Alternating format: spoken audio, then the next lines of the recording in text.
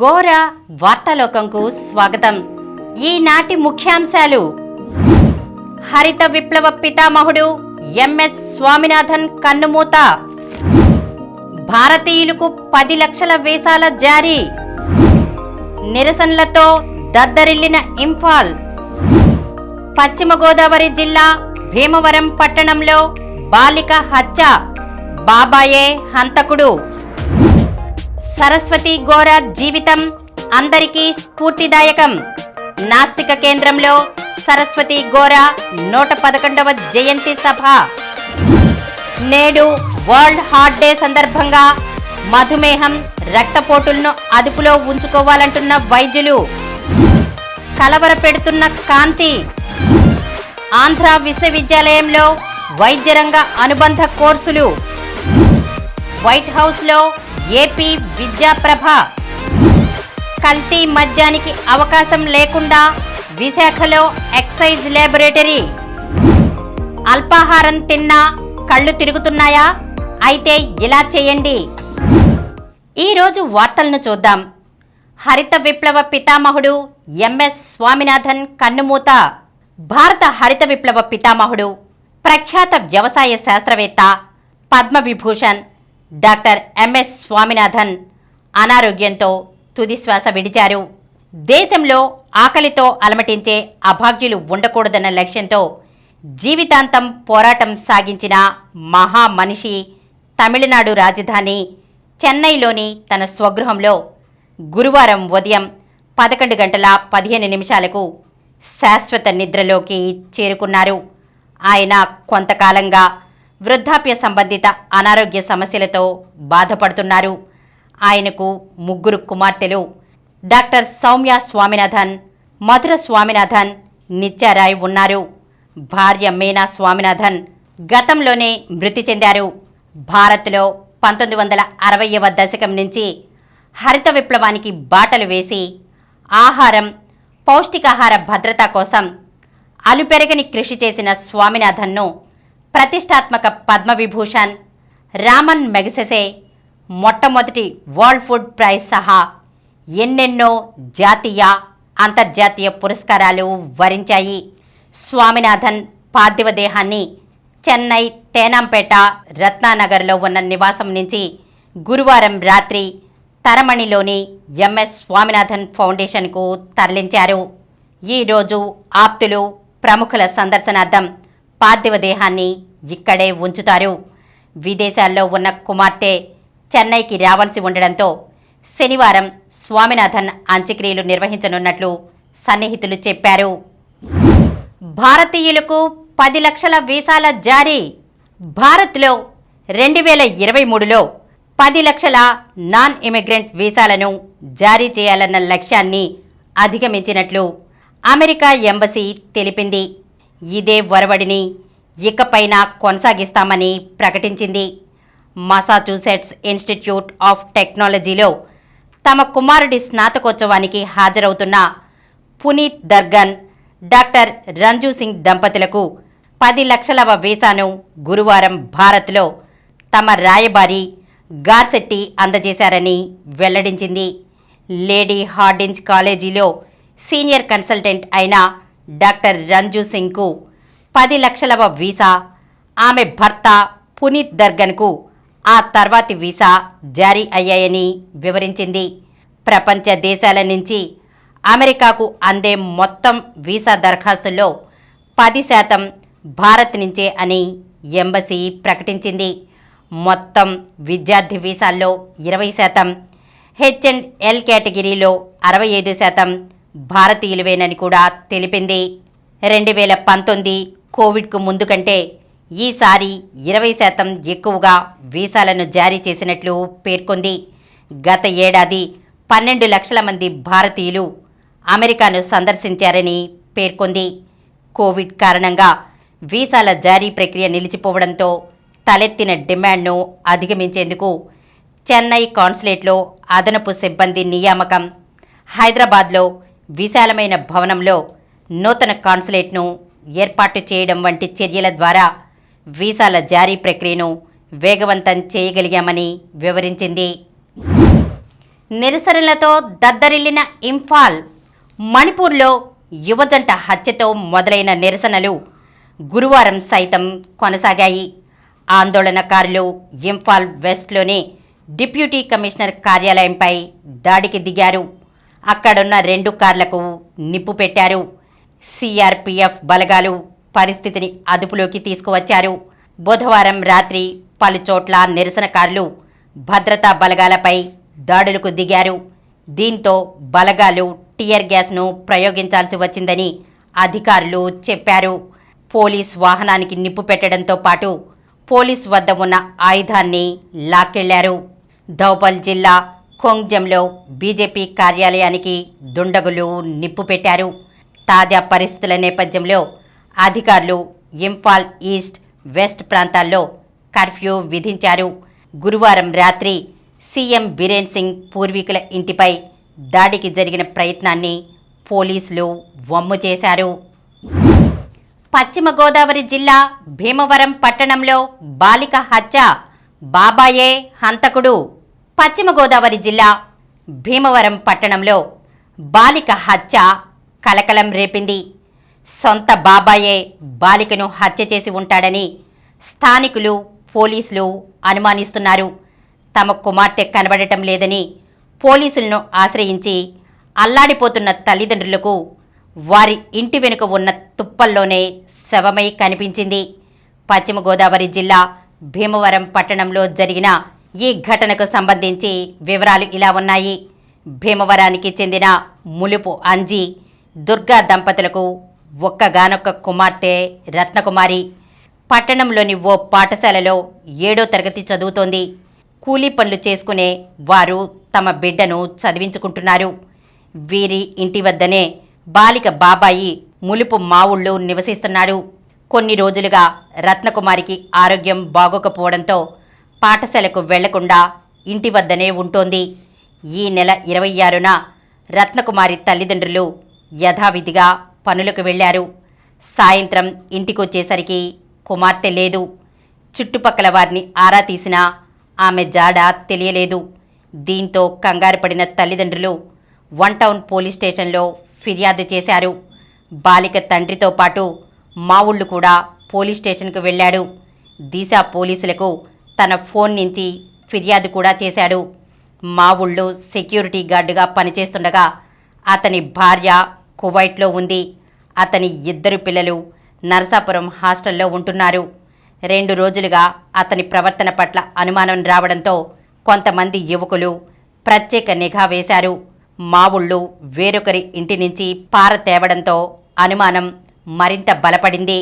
3 రోజులుగా బాలిక ఆచూకీ తెలియకపోవడంతో బాలిక తండ్రి అంజీ మరికొంతమందితో కలిసి గురువారం ఉదయం ఇంటి వెనుక తుప్పలు, జమ్ముతో ఉన్న ప్రాంతంలో వెతికేందుకు వెళుతుండగా అక్కడ ఉండదు, అటు వెళ్ళొద్దు అంటూ మావుళ్ళు అడ్డుకునే ప్రయత్నం చేశాడు. అయినప్పటికీ వారు వెళ్ళి చూడగా బాలిక మృతదేహం కనిపించింది. బాలికను బాబాయే ఇంట్లో చంపేసి ఆ తర్వాత మృతదేహాన్ని తుప్పల్లో పడేసి ఉంటాడని భావిస్తున్నారు. పోలీసుల విచారణలో నిజానిజాలు తేలాల్సి ఉంది. పోస్టుమార్టం అనంతరం మరిన్ని వివరాలు తెలిసే అవకాశం ఉందని స్థానికులు భావిస్తున్నారు. కాగా బాలిక మృతదేహం లభించిన ప్రాంతాన్ని ఎస్పీ రవిప్రకాష్ పరిశీలించారు. మృతదేహాన్ని పోస్టుమార్టానికి పంపి సమగ్రంగా విచారించాలని ఆదేశించారు. అనుమానితుడు మావుళ్లను అదుపులోకి తీసుకుని పోలీసులు విచారిస్తున్నారు. నేడు వరల్డ్ హార్ట్ డే సందర్భంగా మధుమేహం, రక్తపోటులను అదుపులో ఉంచుకోవాలంటున్న వైద్యులు ప్రపంచవ్యాప్తంగా 1972 నుంచి సెప్టెంబర్ 29న వరల్డ్ హార్ట్ డేను నిర్వహిస్తున్నారు. ఏటా ఒక నినాదంతో గుండె జబ్బులపై అవగాహన కల్పిస్తున్నారు. ఈ ఏడాది హృదయాన్ని ఉపయోగించి గుండె గురించి తెలుసుకుందాం అనే నినాదంతో అవగాహన కల్పించాలని నిర్ణయించారు. గుండె జబ్బులను మనం మార్చుకోగలిగే రిస్క్ ఫ్యాక్టర్స్, మార్చుకోలేని రిస్క్ ఫ్యాక్టర్స్గా వైద్యులు పేర్కొంటున్నారు. మార్చుకోగలిగే రిస్క్ ఫ్యాక్టర్స్: ఆహార అలవాట్లు, వ్యాయామం, నిద్ర, ధూమపానం, ఒత్తిళ్లు. మార్చుకోలేని రిస్క్ ఫ్యాక్టర్స్: మధుమేహం, జన్యుపరంగా వచ్చే గుండె జబ్బులు, ఆకస్మిక గుండెపోటుకు కారణాలు, కొవ్వు పదార్థాలు అధికంగా ఉండే ఆహారం తీసుకోవడం, శారీరక శ్రమ లేని జీవన విధానం, ధూమపానం. పోస్ట్ కోవిడ్ రోగుల్లో వయసుతో సంబంధం లేకుండా దాని దుష్ప్రభావాలు: కోవిడ్ మైల్డ్గా సోకిన వారిలోనూ రక్తనాళాల్లో గడ్డలు ఏర్పడడం, గుండె కండరాలు బలహీనపడడం, నిద్రలేమి, పాటించాల్సిన ఆహార వ్యాయామ నియమాలు: కొవ్వు పదార్థాలు ఎక్కువగా ఉండే ఆహారానికి దూరంగా ఉండాలి. పిజ్జా, బర్గర్ వంటి ఫాస్ట్ ఫుడ్స్ను మితంగా తీసుకోవాలి. కూరగాయలు, తాజా పండ్లను తినాలి. ఆహారంలో రెడ్ మీట్ చాలా తక్కువ ఉండేలా చూసుకోవాలి. వారంలో కనీసం 150 నిమిషాలు తప్పనిసరిగా వ్యాయామం చేయాలి. సైక్లింగ్, వాకింగ్, స్విమ్మింగ్ తదితరాలకు ప్రాధాన్యం ఇవ్వాలి. వారంలో 75 నిమిషాలు ఏరోబిక్స్ చేసినా ప్రయోజనకరంగా ఉంటుంది. రోజుకు కనీసం 6 నుంచి 8 గంటలు ప్రశాంతమైన నిద్ర అవసరం. మధుమేహం, రక్తపోటు ఉన్నవారు తరచూ పరీక్షలు చేయించుకుంటూ వాటిని అదుపులో ఉంచుకోవాలి. సరస్వతి గోరా జీవితం అందరికీ స్ఫూర్తిదాయకం. నాస్తిక కేంద్రంలో సరస్వతి గోరా 111వ జయంతి సభ. ప్రముఖ మహిళా సంఘ సంస్కర్త సరస్వతి గోరా జీవితం మహిళలకే కాకుండా అందరికీ స్ఫూర్తిదాయకం. ఛాందస భావాలు, మూఢనమ్మకాలు, మహత్యాల మనస్తత్వం మీద అలుపెరగని పోరాటం జరిపిన ధీర వనిత. సరస్వతి గోరా జీవితమే ఒక సందేశం, ఒక మార్గనిర్దేశకం. ఆమె బాట సమసమాజ నిర్మాణానికి, మహిళాభ్యుదయానికి ఆదర్శమైన బాట అని గురువారం ఉదయం నాస్తిక కేంద్రంలో జరిగిన సరస్వతి గోరా 111వ జయంతి సమావేశంలో వక్తలు ఆమె కృషిని శ్లాఘించారు. ఆల్ ఇండియా రేడియో విశ్రాంత ఉద్యోగి డాక్టర్ జయప్రకాష్ మాట్లాడుతూ, మూఢాచారాలు, అంధవిశ్వాసాల మీద ఆమె చేసిన పోరాటం, మహిళా సాధికారతకి జరిపిన కృషి తరతరాలకి ఆదర్శంగా నిలిచిపోతుందన్నారు. ప్రముఖ కవయిత్రి డాక్టర్ వేమూరి సత్యవతి మాట్లాడుతూ, నాస్తికత్వాన్ని జీవితాచరణగా చేపట్టి ఆస్తిక జీవితం కంటే నాస్తికత్వమే ఎన్నో రెట్లు ఉత్తమమైనదని నిరూపించి చూపించారన్నారు. సాంఘిక సమానత్వం, సామాజిక న్యాయం, మహిళలకి పురుషులతో సమానమైన విలువ, గౌరవం ఎలా వస్తుందో ఆచరణలో చూపించిన సాంఘిక విప్లవకారిణి సరస్వతి గోరా అన్నారు. సామాజిక కార్యకర్త అయిన శ్రీమతి దొండపాటి లక్ష్మీ పద్మజ మాట్లాడుతూ, సమస్యలలో ఉన్న మహిళలకి, అభ్యుదయం కోరేవారికి సరస్వతి గోరా జీవితం మార్గదర్శకం అన్నారు. ప్రతి ఒక్కరూ సరస్వతి గోరా జీవితాన్ని అధ్యయనం చేయాలని, దాంతో ఆలోచన ధోరణిలో, మానవ సంబంధాలలో ఎంతో మార్పు కనబడుతుందన్నారు. సరస్వతి గోరా ఉత్తమ మహిళ, మహిళా లోకానికే మణిపూస అన్నారు. ఈ సభకు డాక్టర్ సమరం అధ్యక్షత వహించారు. తొలుత డాక్టర్ మారు అతిథులకు స్వాగతం పలకగా శ్రీమతి రష్మి వందన సమర్పణ చేశారు. సభలో శ్రీ నియంత, శ్రీ హరిసుబ్రహ్మణ్యం, శ్రీ మోతుకూరి అరుణ్ కుమార్, చరిత్రకారులు శ్రీ సుందర్ తదితరులు పాల్గొన్నారు. కలవరపెడుతున్న కాంతి. ప్రపంచంలో ఇప్పుడు హాట్ టాపిక్ వాయు కాలుష్యం. అలాగే శబ్ద కాలుష్యం గురించి కూడా మనకు తెలుసు. వీటితో తలెత్తే అనర్థాలపైన కూడా అవగాహన ఉంది. అయితే కాంతి కాలుష్యం గురించి మాత్రం అంతగా తెలియదు. అయితే దీంతో కూడా ప్రమాదమేనని తాజా అధ్యయనంలో వెల్లడైంది. కాంతి కాలుష్యంపై తమ దేశంలో నిర్వహించిన పరిశోధనను చైనా తాజాగా వెల్లడించింది. కొన్ని లక్షల మందిపై పరిశోధన చేసి అధ్యయన ఫలితాలను విడుదల చేసింది. ఇందులో షాకింగ్ విషయాలు వెల్లడయ్యాయి. కాంతి కాలుష్యం కారణంగా చైనాలో 90 లక్షల మంది మధుమేహ బాధితులుగా మారారని ఆ అధ్యయనం బాంబు పేల్చింది. వీరంతా చైనాలోని 162 నగరాల్లో నివసిస్తున్నారు. అధిక కాంతి వల్ల కాంతి కాలుష్యం ఏర్పడుతుంది. ఉదాహరణకు పండుగల సమయంలో రంగురంగుల్లో మెరిసే దీపాలు, మిరుమిట్లు గొలిపే కాంతులు విరజిల్లుతుంటాయి. ఇవి కాంతి కాలుష్యానికి కారణమవుతున్నాయి. అలాగే అన్ని రకాల కృత్రిమ కాంతి, mobile phone, laptop, LED, car headlight, హోర్డింగ్ల నుంచి వచ్చే ప్రకాశవంతమైన కాంతి కూడా కాలుష్యాన్ని వెదజల్లుతోంది. ముఖ్యంగా ఈ కాంతి కాలుష్యం వ్యక్తి శరీరాన్ని క్రమంగా ప్రభావితం చేస్తోందని అధ్యయనం తెలిపింది. ఆంధ్ర విశ్వవిద్యాలయంలో వైద్య రంగ అనుబంధ కోర్సులు. ఆంధ్ర విశ్వవిద్యాలయంలో వైద్య రంగానికి అనుబంధంగా కొత్త కోర్సులు ప్రారంభించేందుకు రాష్ట్ర ప్రభుత్వానికి ప్రతిపాదనలు పంపించనున్నట్లు ఏయువిసి ఆచార్య ప్రసాద్ రెడ్డి తెలిపారు. ఏయు న్యూక్లియర్ ఫిజిక్స్ విభాగం, National Association for Application of radio isotopes and Radiation in Industry సంయుక్త ఆధ్వర్యాన గురువారం బీచ్ రోడ్లోని ఏయు సాగరిక కన్వెన్షన్లో recent trends on applications of radio isotopes and radiation technologies అంశంపై సదస్సు నిర్వహించారు. ఈ సందర్భంగా వీసీ ఆచార్య ప్రసాద్ రెడ్డి మాట్లాడుతూ, నూతన జాతీయ విద్యా విధానంలో భాగంగా ఉన్నత విద్యా సంస్థలు అన్ని అంశాల్లోనూ భాగస్వాములుగా నిలవాల్సిన అవసరం ఉందన్నారు. ఈ నేపథ్యంలో 98 ఏళ్ల ప్రస్థానం కలిగిన ఆంధ్ర విశ్వవిద్యాలయంలో మెడికల్ కళాశాల ఏర్పాటు చేయాలని కోరుతూ రాష్ట్ర ప్రభుత్వానికి ప్రతిపాదనలు పంపించనున్నట్లు తెలిపారు.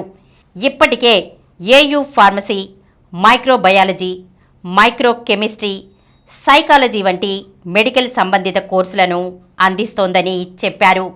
ప్రస్తుతం అనేక రంగాల్లో రేడియేషన్ టెక్నాలజీ పాత్ర పెరుగుతోందని, ఈ రంగంలో ఉన్న అద్భుత అవకాశాలను వినియోగించుకునేందుకు యువ పరిశోధకులు కృషి చేయాలన్నారు. వైట్ హౌస్లో ఏపీ విద్యాప్రభ. ఐక్యరాజ్య సమితిలో సుస్థిరాభివృద్ధి లక్ష్యాలు సదస్సుకు వెళ్లిన రాష్ట్ర ప్రభుత్వ పాఠశాలల విద్యార్థులు బుధవారం అమెరికా అధ్యక్ష భవనం వైట్ హౌస్ను సందర్శించారు.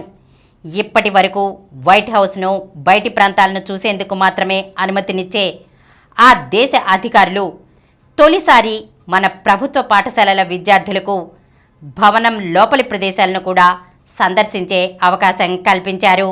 విద్యార్థులను వైట్ హౌస్ భద్రతా సిబ్బంది శ్వేతసౌధం మొత్తం తిప్పారు. భవనంలో ప్రతి ఒక్క విభాగం పని విధానాన్ని అర్థమయ్యేలా వివరించారు. విద్యార్థులు కూడా ఎంతో ఆసక్తిగా భవనంలో కలియదిరిగారు. అక్కడి విభాగాలు, సిబ్బంది పనితీరు, సెక్యూరిటీ సిస్టమ్, అధ్యక్షుడు నివసించే భవనం, కార్యాలయం పని విధానాలను తెలుసుకున్నారు. ఏపీలో ప్రభుత్వం అమలు చేస్తున్న విద్యా సంస్కరణలు, అభివృద్ధి పనులు, సంక్షేమ పథకాలపై అంతర్జాతీయ వేదికపై వివరించేందుకు ప్రభుత్వ పాఠశాలల్లో చదువుతున్న 10 మంది విద్యార్థులను ప్రభుత్వం ఎంపిక చేసింది. రాష్ట్రంలో జరుగుతున్న అభివృద్ధిని లబ్ధి పొందిన వారే చెప్పడం సమంజసమని భావించిన ప్రభుత్వం పేద కుటుంబాలకు చెందిన ప్రతిభావంతులైన విద్యార్థులను బ్రాండ్ అంబాసిడర్లుగా ఎంపిక చేసింది. ఇలా దేశ చరిత్రలో తొలిసారి ప్రభుత్వ పాఠశాలల విద్యార్థులు మన రాష్ట్రం నుంచే ఐక్యరాజ్య సమితిలో అడుగుపెట్టారు. కల్తీ మద్యానికి అవకాశం లేకుండా విశాఖలో ఎక్సైజ్ ల్యాబొరేటరీ. కల్తీ మద్యాన్ని పరీక్షించేందుకు దేశంలోనే ఎక్కడా లేని విధంగా ఆంధ్ర యూనివర్సిటీలో ఏర్పాటు చేసిన అత్యాధునిక ప్రొహిబిషన్ అండ్ ఎక్సైజ్ ల్యాబొరేటరీని గురువారం డిప్యూటీ సీఎం రాష్ట్ర ఎక్సైజ్ శాఖ మంత్రి కె నారాయణస్వామి ప్రారంభించారు. అనంతరం ఆయన మీడియాతో మాట్లాడుతూ, ప్రజల ఆరోగ్యానికి హాని కలగకుండా కల్తీ మద్యానికి అవకాశం లేకుండా ఉండేందుకు ముఖ్యమంత్రి వైఎస్ జగన్మోహన్ రెడ్డి ఈ ల్యాబ్ ఏర్పాటుకు గ్రీన్ సిగ్నల్ ఇచ్చారని చెప్పారు. ప్రజలకు మెరుగైన విద్య, ఆరోగ్యం, సంక్షేమం అందించడమే నిజమైన అభివృద్ధి అని, అదే సీఎం జగన్ సంకల్పమని స్పష్టం చేశారు. అల్పాహారం తిన్నా కళ్ళు తిరుగుతున్నాయా? అయితే ఇలా చేయండి.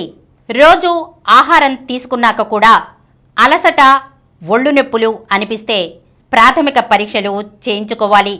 రక్తహీనత, థైరాయిడ్, డయాబెటీస్ లాంటి సమస్యలు ఉన్నాయేమో తెలుసుకోవాలి. ఈ సమస్యలేవీ లేకపోతే జీవనశైలిలో అనుకోకుండా వచ్చిన మార్పులే కారణం. జీర్ణ వ్యవస్థ పనితీరు మందగించిన, నిద్రలేమి, నీళ్లు తాగకపోవడం వంటి వాటి వల్ల ఇలా జరుగుతుంటుంది. రోజువారీ డైట్లో కొన్ని మార్పులు చేసుకుంటే దీని నుంచి బయటపడవచ్చు.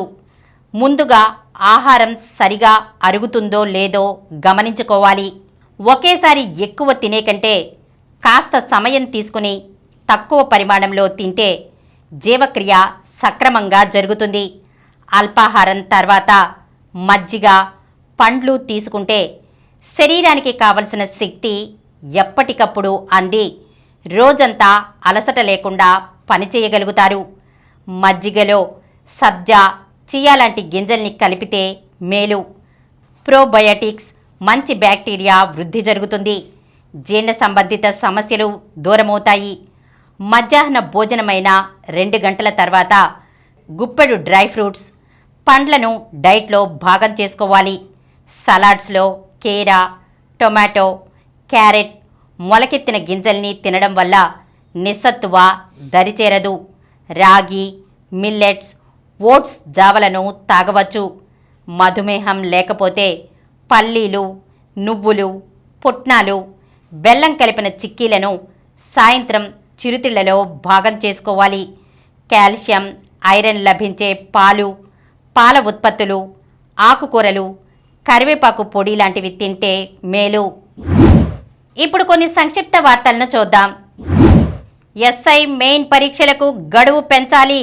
సిపిఎం రాష్ట్రంలో ఎస్ఐ మెయిన్ పరీక్షల నిర్వహణకు మరో 2 నెలలు గడువు ఇవ్వాలని ముఖ్యమంత్రి వైఎస్ జగన్మోహన్ రెడ్డికి సిపిఎం రాష్ట్ర కార్యదర్శి వి శ్రీనివాసరావు విజ్ఞప్తి చేశారు. సహిత పోస్టుల మెరిట్ జాబితా విడుదల. ఆంధ్రప్రదేశ్ సమగ్ర శిక్షా సొసైటీ నిర్వహిస్తున్న భవితా కేంద్రాల్లో 360 సహిత విద్యా రిసోర్స్ పర్సన్ పోస్టులకు ఎంపికైన వారి మెరిట్ జాబితాను జిల్లాల వారీగా ఆన్లైన్లో ఉంచారు. అక్షర్ స్థానంలో అశ్విన్. వన్డే ప్రపంచ కప్ భారత జట్టులో ఒక మార్పు.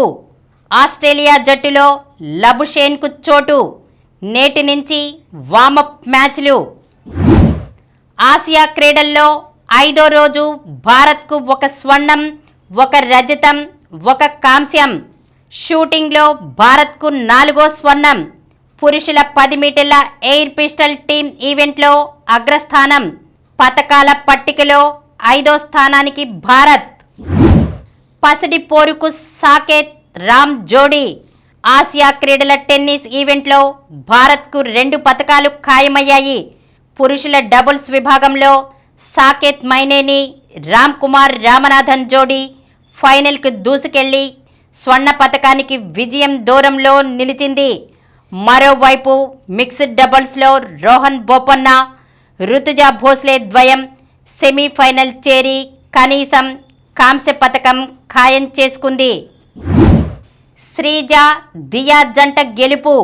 ఆసియా క్రీడల టేబుల్ టెన్నిస్ మహిళల డబుల్స్లో ఆకుల శ్రీజ, దియా చిటాలే జోడీ ప్రీక్వార్టర్ ఫైనల్ చేరింది.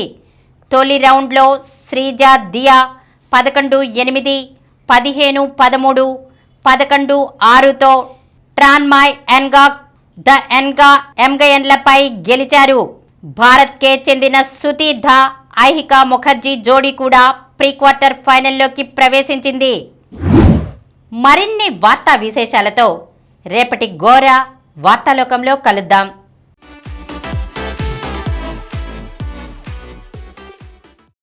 ప్రతిరోజు వార్తా విశేషాల కోసం అనతి కాలంలోనే 20 కోట్ల వ్యూస్కు చేరువలో ఉన్న డాక్టర్ సమరం మల్టీ ఛానల్ నెట్వర్క్ సమర్పించు గోరా వార్తాలోకంకు సబ్స్క్రైబ్ చేయండి, లైక్ చేయండి, మీ ఫ్రెండ్స్కి షేర్ చేయండి. అలాగే ప్రక్కనున్న గంట సింబల్ని ప్రెస్ చేయడం మర్చిపోకండి. Please download Samaram multi-channel app and watch your favorite channels from your mobile. App available on Google Play Store and subscribe to the channels.